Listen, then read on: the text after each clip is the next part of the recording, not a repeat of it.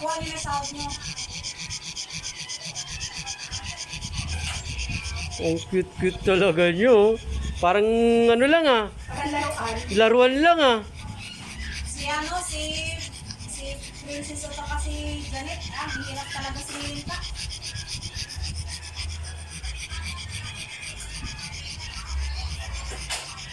Good.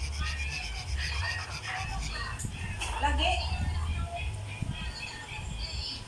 Yun nga, kinaano ni Asaran ni Ate Tess kasi si Princess, post ng post nga kung ano yung kinakain nila.